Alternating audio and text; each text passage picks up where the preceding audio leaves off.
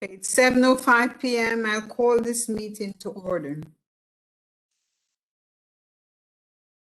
Everyone, thanks for coming. I'll start out with a prayer. Give me 1 minute, please. You can power it high. I'm in a meeting right now, so I'll talk to you tomorrow, God willing. Okay.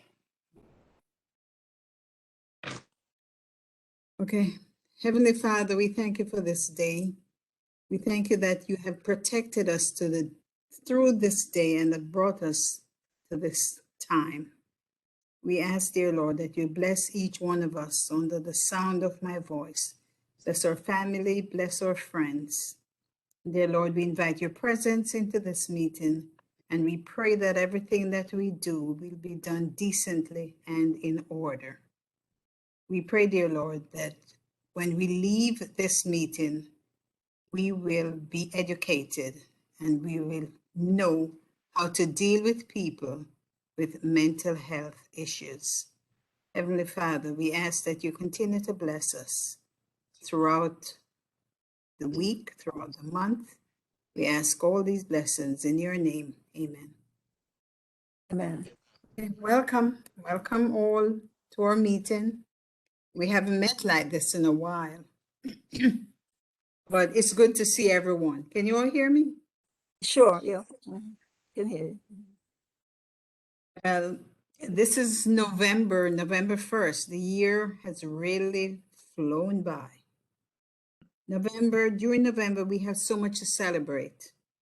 And as the days get shorter and the weather gets colder, we always look for something to celebrate or to make life more pleasant for us. But in November, there's no excuse to celebrate. There are so many, from fun to creative family outings and the much anticipated Thanksgiving Day. In November, I'll name some of these celebrations or some of the things that people look forward to. There's All Saints Day, that's today, when we pray for the souls of the dead. There is Election Day, which is tomorrow. There's World Vegan Day. And the rest are all food days.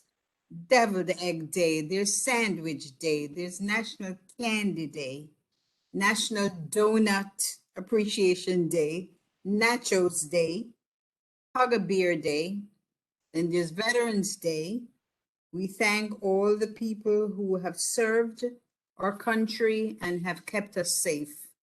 Thanks, veterans. Then there's a much anticipated Thanksgiving Day. And did I leave out Election Day? No. Election Day, that's tomorrow. Yes. I did say. So we all know most of us knew how Thanksgiving Day started. It's in November 1621, after the Pilgrims' first corn harvest proved successful, Governor William Bradford organized a celebratory feast and invited a group of Native Americans, and the celebrations lasted for 3 days. The holiday was made official in 1863 when President Abraham Lincoln declared it as a thank you for the Civil War victories in Vicksburg and Gettysburg, Pennsylvania. Now, Thanksgiving Day is celebrated with gratitude, peace, and blessings as we look forward to spending time with family, friends, and well-wishers with lots of food as we have a feast. Now, I should have mentioned this before or asked if we have anyone here who is celebrating a birthday or an anniversary in November. Oh, congratulations, John. Is it a birthday? Thank you. Yeah, on Friday. Oh, well, happy birthday. John. Thank you. Wish you many, many more happy and healthy birthdays. Thank you. Thank you. My family's birth. My husband is November and the 2 kids. So November is a month to spend money. Right? Never look forward to it. And then right after that, it's Christmas. Happy birthday, November. November births. Okay, so tonight we have a presenter, Ms. Delia Farquharson, who will talk to us about COVID-19 and mental health issues. I saw this article, but I'll just read. But first, I think I'll ask Miss Sadie to introduce Miss Delia Farquharson. Then I'll give an introduction, and then Miss Farquharson will have the floor. Miss Sadie, are you ready? Yes, well, good evening again, everyone. And I see Miss Delia here, and we welcome her. She is at LCSW. Okay, very important person. Okay, and this is what we say about her. While she was in high school, not very many people make up their minds before, but while she was in high school, Miss Farquharson realized that there was no greater calling, no higher calling than serving others. So this realization has guided her life choices and is demonstrated in her work with many community originations, including the PTA of Mount Vernon, the Youth Bureau of Mount Vernon, YCOP After School Program as the volunteer coordinator for the Mount Vernon Public Library. Very important person here we have.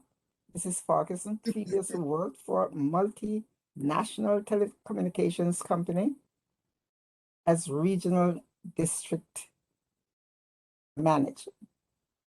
And before embarking on her social work career, Delia Farquharson is a licensed clinical social worker. Okay? And she worked as a mental health professional in private practice, as a concierge therapist, if I'm saying it correctly.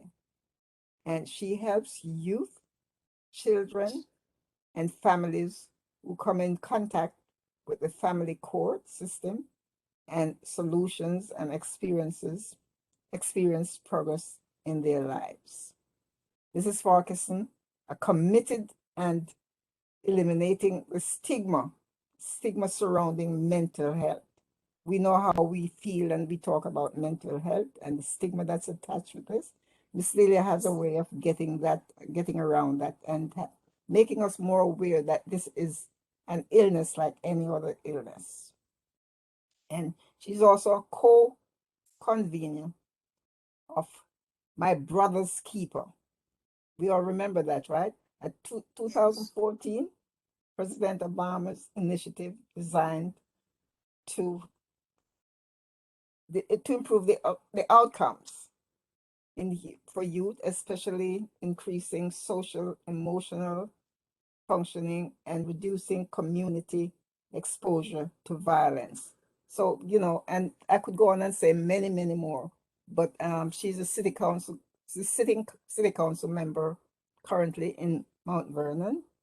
And I'll let her tell you. There's so much more that we could say about her, but and she's a friend of mine, personal friend of ours. So we would like to welcome her and have her just say a little bit more, some of the things that I might have left out about herself. So welcome, Delia. Thank you, Miss Sadie. You've said plenty. There's no need for me to talk anymore about the work that I've done. I'm really pleased to be here. Thank you, Miss Joan, for inviting me to speak to your group. Social work is what I do. I am a clinician. And, the work of you don't go into social work to make money. You go into social work to make a difference. So anybody who you see becoming a social worker, it's not because they heard that there's a pot of gold at the end of that rainbow, because there isn't. So I'm really pleased to be here to talk with you and exactly that, to engage in an interactive discussion about mental health implications of COVID-19, because it's ongoing and it likely will stay with us for a long, long time. Generations to come, just like we do for the Spanish flu and for the Black Plague, generations to come will be talking about this period in our history. And so it is right and good that we should be talking about it now, so that we can make a difference in the moment. So we have all lived through this. So a lot of the things that I will probably say won't sound foreign to you or strange, but we've lived through this pandemic. And had we imagined in January of 2020 that our lives would be what it is today, that we'd be walking around with masks and things would be done virtually and we'd be isolated for months from our family and friends, and nobody would have believed that, nobody would have conceived that. But that's what we have lived through, and for many that's still happening.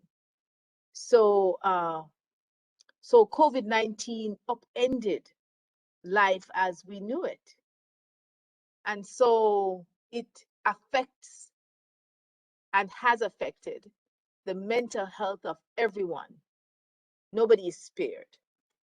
And I would venture to say that the statistics are clear, when it comes to substance use, when it comes to people with diagnosed mental health conditions, suicidal ideations, increased reports of depression, all of those,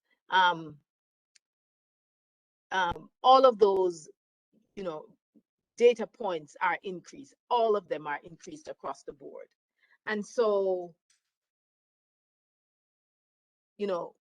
when we think about it, if someone was diagnosed before the lockdown, before COVID-19 came upon us, and they were struggling to manage the activities of daily living, and then all of a sudden everything that they were used to, that changed.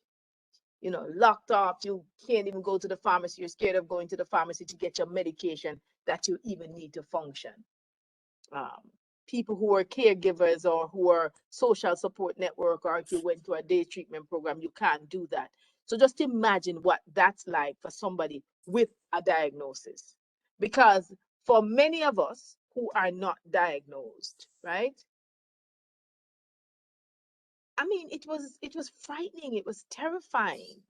And what the statistics say is that 1 in 4, so 1 in 4 persons is either diagnosed or diagnosable with a mental health condition. That means all of us. So you count it off, 1, 2, 3, 4, you're either diagnosed or you're diagnosable. And so what I want you to share with me from your psychological, emotional perspective, what the experience was like for you, right? What was your experience like of having your world shifted in the way that it shifted because of COVID-19? As you said before, it was quite frightening. You're home and you're afraid to go get your medication. You're even afraid to go for a walk, because in the very beginning, you would hear it was being said that it was also airborne.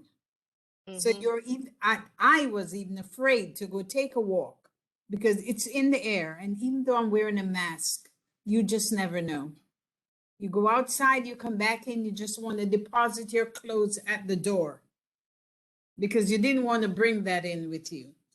Right. And yes, it affected, I think, everyone psychologically in some form or the other.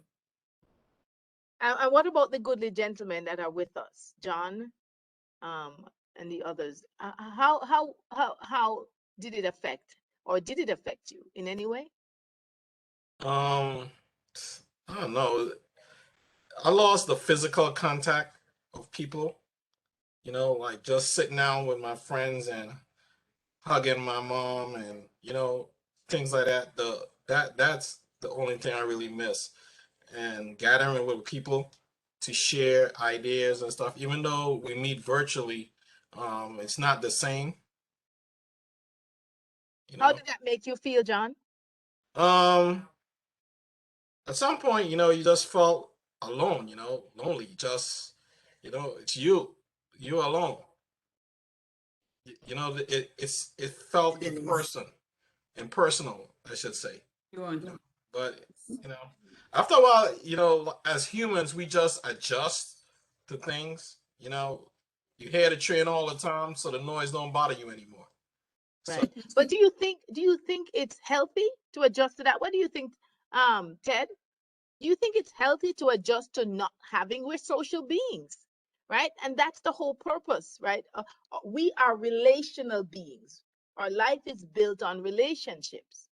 So is it healthy to become adjusted to not enjoying the same level of social contact that we have been accustomed to, for all our lives? I mean, the Go way ahead, how Miss. I look at it is, it's really a phase. Um, and although we all had to make adjustments, I'm just like quietly waiting for that day when life will resume to not come back to normalcy. And do you think it will, Ted? To some extent, maybe not as we knew it prior to COVID, but I think you know the things that we have, sort of a lot of the things that we took for granted, things like, I mean, I would normally, go to the store and you expect to, even in the checkout counter, you walk right up to the counter and you get your stuff and you move on. But now almost every store you're going to, there's a queue. And of course, in the queue, you have to stand 6 feet apart. You go to the pharmacy, there's a queue, you're 6 feet apart. So things like these, they're probably not going to come back to normal anytime soon. But there's so many things that have changed. The wearing of the mask, the social distancing, even the hugging and things like kissing and so on. Friendly kiss. All those things are, it's like those. We're not going to see those things anytime soon, right now. So Yeah, yeah. things Well, have really changed, and I mean, for me, as I said, it's a phase. I guess for people who are now being born into this, it might be like that's the way things always were. But for us who have been here, certainly a lot of changes have occurred. I know that I worry about, okay, I go to the post office, right? And people standing behind me. And I'm, just so nervous about it, if they come close up to me, and I'm saying, it wasn't always like that. But and I want to know, why are you standing so close to me? Well, there are times that I have asked people to step back. It's just set right, Yeah. so that's kind of abnormal, and so you wonder why people are not more. That's why people get aggressive, because someone standing close to me said, well, I'm vaccinated, and I said, well, I don't care. you know Right, right. you know s- stand back. So it's not a nice feeling, for those of us, because we're social people. Yes, yeah, yeah. Clinton, did you want to add anything? Um, no, mostly what everybody said. I miss the social aspect more than anything. As someone that did have COVID at some point, that's what they told me. I don't know. Never really sick, but I tested positive twice, so something must have been wrong, I guess. Um, you know, and I went outside. I worked food pantries while I was while everybody else was locked in the house. But I took precautions. Um, but I just I miss the social more than anything, probably family and friends. Right, right.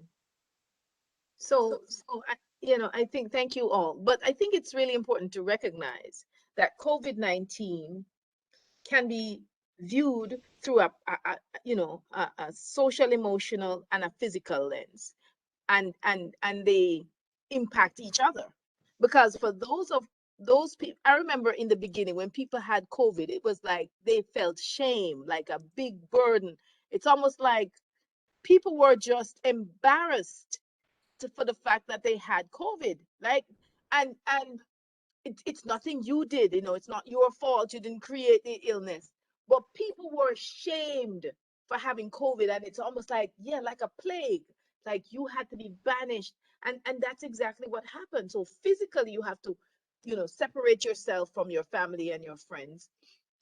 And then you have this additional burden of the shame of carrying it. And then for those who are really unfortunate, they have the additional burden of the long haulers or having prolonged symptoms where you can't manage in the same way. And so all of those things add up, to impact your mental health. And and it was a good thing that I think New York State did by creating a a resource to provide support for people, because that's what was missing. We weren't prepared to respond physically. If they had told us early on in February, if you wear a mask, so many people probably would not have gotten sick, and so many more might not have died. And so that's another part of it, the grief of losing so many people. Yes, grief. Yeah, the grief of losing so many people. And every week there was somebody else that was passing. And then wait, so we were used to being able to bury our dead and celebrate and Ah, really, you go to, I mean, my auntie died during COVID, and we went to the church. We had a separated service, and then we go to the cemetery, and we had to leave her casket at the end of the row. And there's something that was just not, and then you couldn't gather afterwards. Nobody could gather afterwards to say, hush, remember auntie used to do this or that. Nothing like that could happen. And so it changed how we grieved, it changed how we lived, it changed how we interacted, and all of those things impact how we see the world and how we responded. And so it comes down to coping, because it comes down to, so what can we do? We are the fortunate ones who live to tell the tale that we lived through the isolation of COVID-19. We are the fortunate ones that get to say that that we bore witness to this scourge on our society.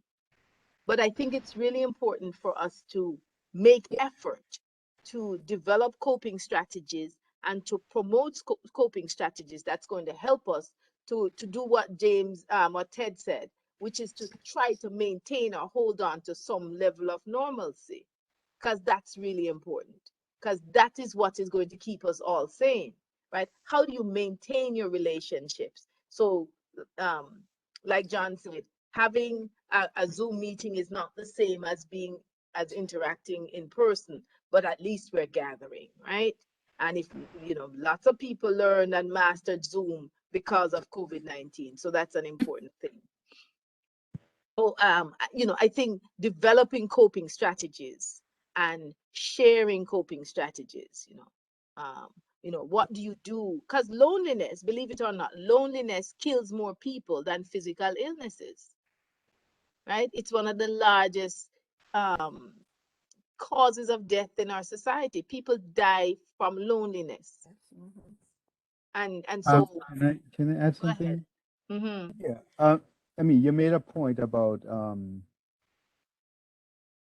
the isolation, but the fact that when someone gets COVID, that they have to isolate, or they have to be quarantined, that in itself is telling you that this is something that is, one, it might be contagious, or two, it's something that you don't want somebody else to get. So I'm just thinking, could this have been handled differently, where people don't feel so scared or so nervous even to be around people that have COVID?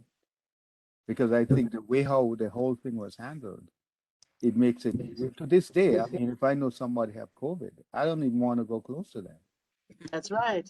That's And right. so thank God I've never had it. Nobody in my family have had it. But it's something that I've just today I was talking to a lady, and she said, I don't want to wish this on nobody. She had it, and she said, I don't wish this on nobody at all. Yeah. And so it's I mean, to know that people have died from this, it is a scary thought. Yeah. And you know what happened to how quickly they die, you know, because Yeah, you know it's someone, I true. mean, like in a day or two they could be gone, you Yep. know. So that's when I knew that that was serious, because it attacks you. So, you know, and when they talk Viciously. about wearing your mask and washing your hands, and I think that that also is very important, because we used to take things for granted. We just come inside and we don't wash our hands, we don't, you know, Mhm. and but doing that, we have saved a lot of lives, you know, because even the flu, I notice even people don't have the flu as hard or as much as before. And that, I think, is because we are more cautious when we are out in public. We're more cautious when we cough, when we wash our hands. You know, we do things and that prevents the spreading of disease, which we never thought about. So it has taught us a few things also, you know. That, You're right. yeah. You're right. I think that it generated a lot of fear, and that Mhm. fear for the most part is still with us, right? Yes. So Yes. there's a lot of fear that was generated. Yes. And Mhm. the fear originally came from ignorance, from not knowing. People were like, oh, I don't want that because, and we don't know. You know, I remember in the beginning, you would go to the supermarket and then I would come home and everything that I bought at the supermarket, I You'd wash washed it Watch down. it. Like literally washed down everything before I put it in the fridge. And I was like, Mhm. oh my gracious. I Still mean, do. and this is after you stand up for 2 hours in the supermarket line trying to get inside to buy the food, right? Mhm. So Yes. I, it was a frightening experience. Yeah, you I, know. I still do that daily. I still wash off everything, clean off everything, Yeah. because I just know that somebody who had Somebody touched COVID it. was there and touched it. Especially But if it's something that's packaged and it's right. on top. I try to dig to the bottom to get the ones that Yeah, hopefully no one touched. right. But all of that has been disputed, right? Now we know Mhm. the research says it cannot be transmitted like that, right? But we didn't know that in the beginning. And so this is what I'm saying is had we if everybody, I remember they said you didn't need to wear a mask. Even though people were saying mask, they're saying don't wear a mask. If we had just gotten that single instruction, everybody wear a face covering, like they're saying now. Everybody wear a face covering. It would have it would have reassured and helped so many of us. But the absence of knowledge, the ignorance that existed, then generated a lot of fear. And the fear now is generated from the experience, right? From the experience that we've gone through. Now our fear is grounded in evidence because we know somebody who died. Right. We know somebody who had it or who's still suffering with it. So our fears now are grounded in the fact that I don't want it. And even with vaccination, you're saying, okay, you take the vaccination, but still, you can still get a breakthrough infection. So we're not safe, right? And it's that sense of not feeling safe that again affects our mental health. And so, how do we maintain the calm? How do we maintain the balance in our brains, in our minds that help us to navigate to say that okay, like you said, Ted, it's been a year and a half, almost 2 years, and you haven't had it, and nobody in your family has had it. So clearly, you have done something and learned something that helps to protect you and your family. That has to be reassuring to you, right? So when the fear creeps in, that's what you can use. You can say, I've kept myself safe for almost 2 years. I can continue to do that, right? I can continue to practice these habits. But then, like, I know persons who have had the disease and they're still struggling Yeah, because it affected their you being know, their lungs or whatever. Still struggle, still especially if they struggling. had gone on ventilators, you know. Ventilators, yeah, Yeah, it's still, you know, it's done something. yeah, So, it's true. so I know it's there. Something happens, but then again, you have persons who have they have a stronger system. You know, their body, whatever their makeup, that it does not affect them, even if they were in close contact with COVID. It doesn't bother them, you know, as much as others. So you wonder what in your system that that helps you. you know, not to be very sick. Even if you had the disease, it didn't make you really very ill, Thanks. you know. Yeah. What was that strength? We'd like to know, can we find that, you know? Like Clinton, Right. you know, we know that they said he tested positive, you know. And right, Clinton? Twice. And you say, well, because I overcame it, I never got really sick, Right. you know. So there's something, you know, was I eating something right? Is my DNA, is, you know, am I the man? You know, I'm strong, you know, and I Well, didn't get it. So in what? my case, Maisha had it first, Mm-hmm. and then I got it a week later. Right. But she was ill. She Like was ill. she was ill. She was fever, no Mm-hmm. taste, no smell, cough. She had all that. Mm-hmm. I had none of that. I was just, if anything, I was just a little tired. Right. Mm-hmm. But she had all. I Yeah. happen to know this one particular lady who said that she lost her taste, she lost her smell, and it was like months after she said she got her taste back, she still didn't have her smell back.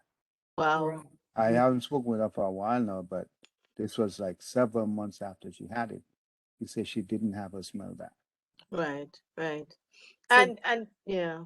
Go ahead, Miss Sadie. no, so there's something to this, that it's there. So sometimes I fear that some people, because they never got it, they still think that It's there's not real. nothing there. So It's not real. Yeah. oh, and whatever the scientists are saying, it's not true. And what they don't understand, that this is trial, because the scientists, they never saw this before. Mm-hmm. So of course sometimes they will make mistakes, or they think, you know. So Mm-hmm. just follow what they're saying, Right. because Right. they're trying again to see what, you know, what causes this, you know. So that is the Yeah. kind of thing that I, you know. But I'll tell you, and I think we all noticed this, that people, they said, with pre-existing conditions, the diabetes, the obesity, like those people were predisposed to being affected, you know, Right. severely affected. And what we also noticed is a lot of people took it on themselves to lose a lot of weight during COVID. Yeah.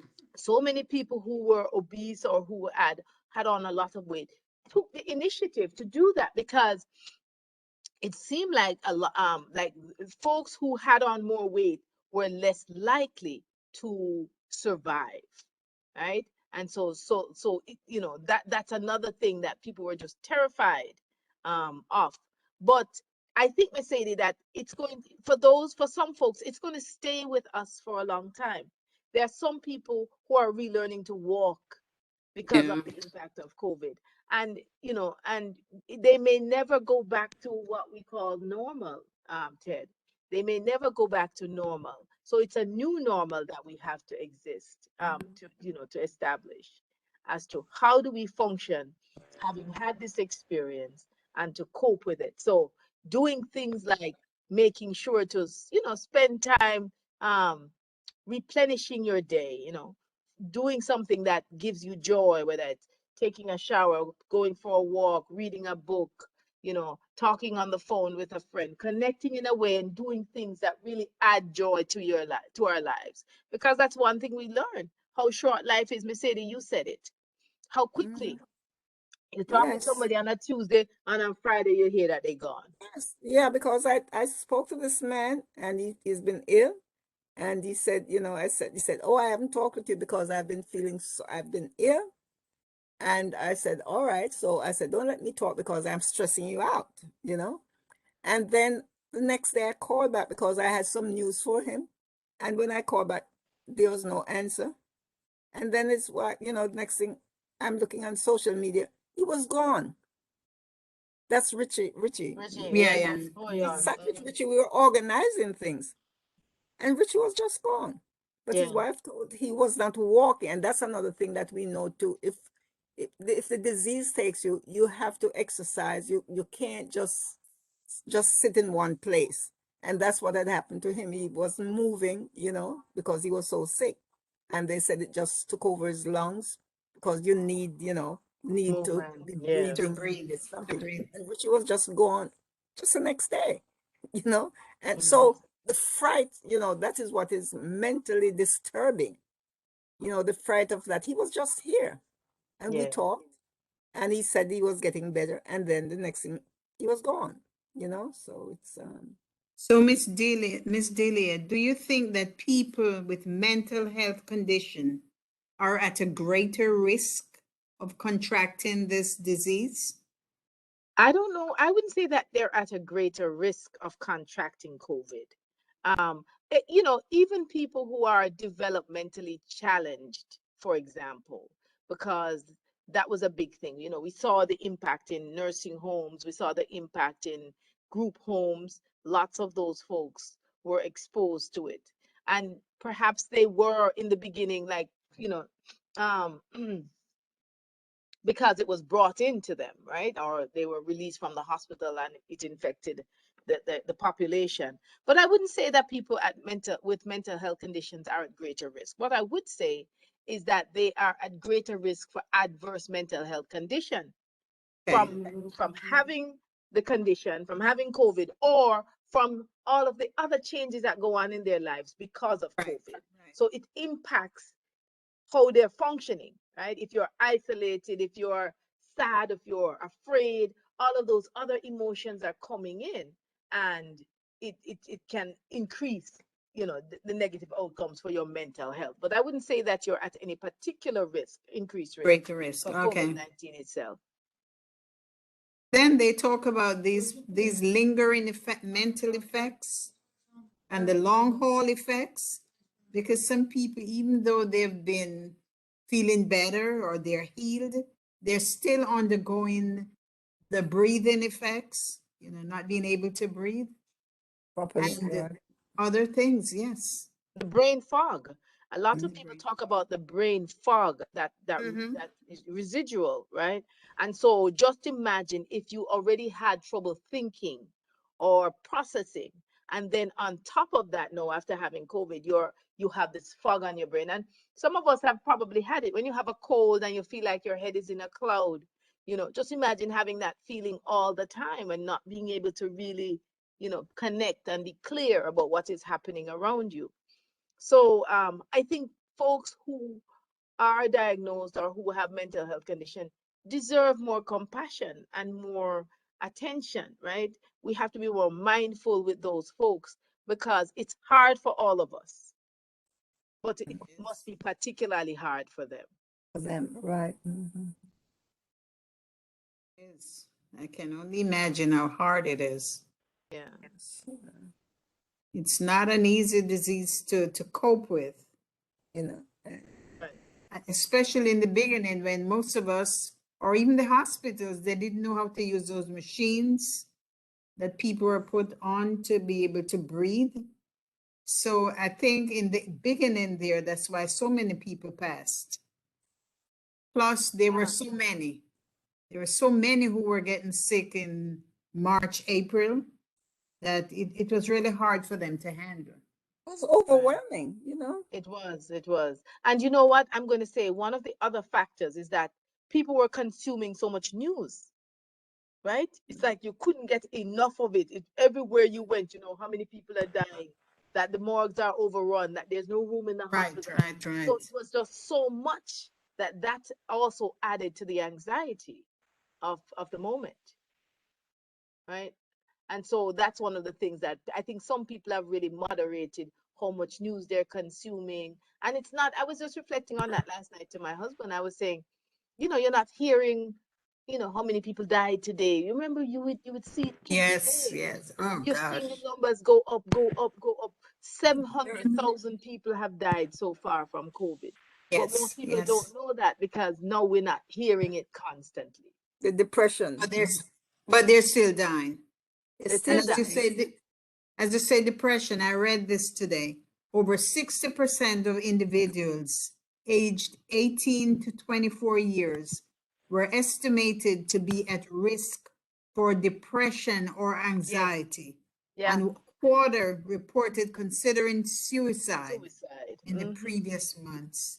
It's true that These estimates represent a large increase in depression rates compared to about 11% of all adults in 2019. and Yeah. about 25% of college students prior to the pandemic. That's what surprised me also, that we did not. But I know it happened, but we might not have heard of a lot of suicide attempts or suicide. Because I'm sure a lot of people were suicidal. A lot of Depression. people are. A lot of people are, Miss Joan, because it's still happening, right? There are people who are still feeling the impact of that, or because they've lost so many people, right? A young person I know right now who's away at college was just hospitalized last night because of Mm. because of the grief and the sadness and just the stress of life. So it's Yes. still happening, you know. I mean, in my daughter's apartment building, somebody jumped off the roof. A young person jumped off the roof about 2 months ago. Mm-hmm. So it's still happening. We're not hearing about it as much, but we know that it's still Yes, happening. not as much. Right. And that is why, you know, learning coping strategies, learning how to control your thoughts, knowing when to ask for help, right? So people know when to ask for help, and having a support system. All of those coping strategies are really important to help, you know, to help individuals cope. And even we can help persons if we, because if we are trained how to recognize, just like we used to have that mental health training classes, Yeah. First aid, they mental call health it first aid. first aid, Yes, first aid, you're right. and can tell you when to, to spot certain things, and even when to run away from, if you see it's getting too dicey, because When to sometimes call for help, when to call when to for call help, when for it's help, beyond your, because Right. yeah. yes, because people who are in this state, sometimes they don't know where they are, they don't understand, and they could attack you who are trying to help them. And we have seen that here in the Bronx, you know. So this is really a very serious state of affairs. How It do is. we cope? It is. How It do we is. cope?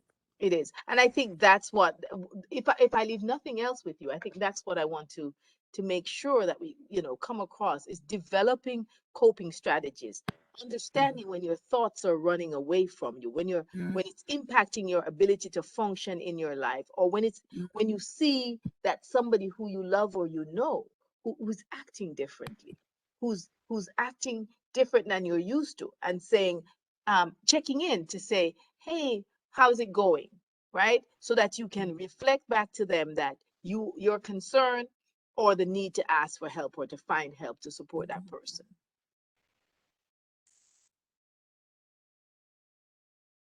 Any more questions? Any concerns? Other concerns? Anything else anyone wants to talk about?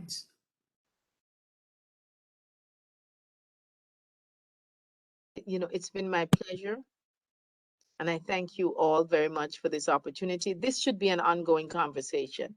And I'm going to say one of the things that I suggested in a school environment is that they build a wall.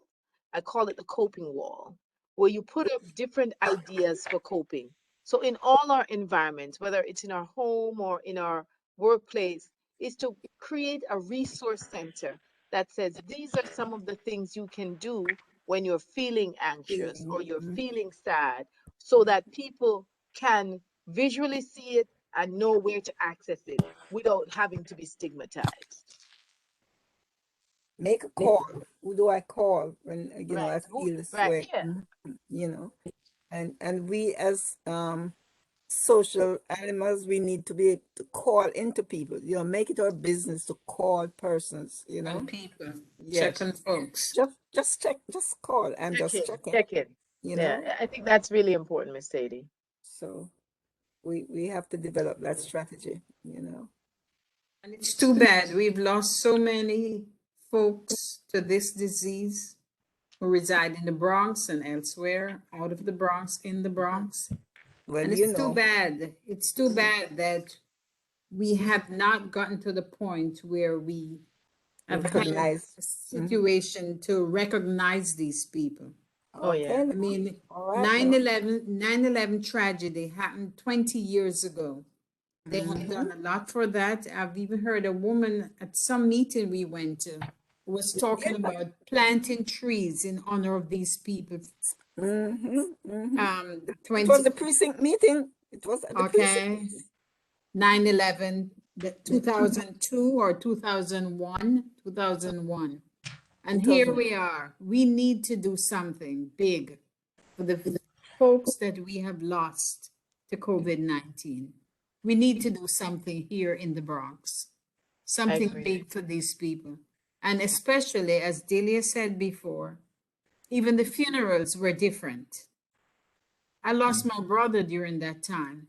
He was cremated because everywhere that we turned, there could not have been a burial for him. And even though we found this place that would cremate him, it was not done until 3 months later. 3 months later, No, that's when it was right. done. And Yeah, of course, family members were not allowed to be present there. yeah. So, yes, these people are gone and they did not have a proper farewell, should I Farewell, say? that's Yes, right. so No recognition, and we talk about it every day. And we said to it's not too late. we It's talk not to too our late. politicians It's every not too day. late. It's not too Didn't late. we? We No. talk to them. We beg them. Where can we get a COVID wall so we can memorialize these folks? Right? We talk about it, John. John, you remember we spoke on that. Yes, we did. We did, but as it come to It's- fruition, the Parks Department, they were so busy and short-staffed. I brought it up at the Parks meeting, but it never happened. I don't know. It's not too late. We can revisit that. I'm We still could upset revisit it. about it. I'm very pained about it, Yeah. So together, can we do something again, reach Yeah, out? definitely. We bring it back up again. Yes, we should. Garden of Remembrance. Yeah. That's what And, and, See, I like that. Yeah. and like you say, Mr. Joan, they're Yes, still ma'am. talking about 9/11 Right. Yes. and nothing about COVID-19, 9/11. Yes. Like, can I ask There's you this nothing wrong question? with that. The There's nothing people, wrong with talking about No, 9/11. no, there's nothing. But you know what? They've been memorialized many times in many different ways. You know, COVID is still recent. Do something. Talk about it. Do talk something about about it. it. We have the lost. Okay, people, Ted, the it's your people who turn. have died, does the death announcement actually says COVID? I'm Death I sorry? mean, I'm announcement. sorry, does the Death certificate? death Yes, certificate? I'm sorry. Yes, it did. Yes, it Yeah. did. Okay. yes. That And Because they were paying extra money to the hospitals for those who died from COVID. They were paying, I think, like $14,000 more for the diagnosis, for the death diagnosis or I proclamation. understand if we have I this will say wall, that, yeah. we'll be able to identify those individuals. But people know who, your Yeah, relatives. right. And I think that any memorial becomes another way for the individuals to find relief or to add quality to people, Yes. to the survivors, for the survivors, right? Just like how you go to the 9/11 memorial to pay homage to your dearly departed, you can find that same kind of solace in going to, like John said, a memorial garden, or a COVID memorial garden or a wall Right. to pay homage to those who are departed because of that reason. So it becomes a living part of the experience. You bring it into the entire experience to help us. yes, So we'll continue to have this conversation, Miss Sadie. okay, we will. I thank you all. That's so great, Thank you very much for this opportunity. To all of you, I really appreciate the conversation. Thank you, Miss Joan. Miss Sadie, we'll talk soon. Yes, my love. Thank you. Thank you, Miss Thank you Daly. so much, Miss Delia. Thanks everyone for coming out. Ted, Mike, John, Miss Sadie, thank you so much. Okay, There's now. nothing else to talk about. Can I have Yes. a motion to adjourn? Thank you. Make a motion to adjourn this fantastic Second, meeting. So moved. second. Thank you, Mike. 7:55. Record time. Thank you. Thank all. you. Have a Thank good you night, all. everyone. Have a good night. All right, You have a good too. Bye now. Bye now. Thank you.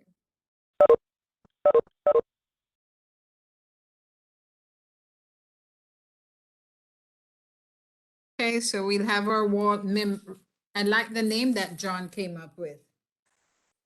Garden of Remembrance. Garden of Remembrance. Yes, that's what yeah.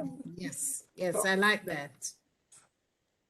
Garden okay, of Remembrance. we will continue to pursue that, Yes, definitely, definitely. continue, them You again. keep talking about it, they get so tired of hearing you and this Yeah. garden. It's like, let's do something. Even if And they say, let's do something to appease her, yes, let these, appease them.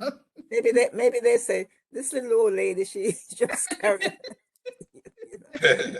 and John, one person actually told me, but Miss Sadie, people are still dying. I said, I know. So what? You're going to wait for everybody to die before you Look, recognize? look, Come on. 9/11 people are still dying. Yes, people still And dying. they'll tell you that they They're died still because, yeah. recognizing those persons, and still, and when this woman said, Joan, as you said, when she said she was going to do a memorial tree in the Yes. Bronx for 9/11, I said, oh my God, we have COVID-19 here and nobody's thinking of that, so okay, so good night, folks. Good I think I'm night. going to get my Good nap. night. Okay, bye-bye. Have another meeting, Miss No, Sadie. no, I don't have another meeting. I have a meeting with my bed. Well, enjoy your bed. Okay. Okay.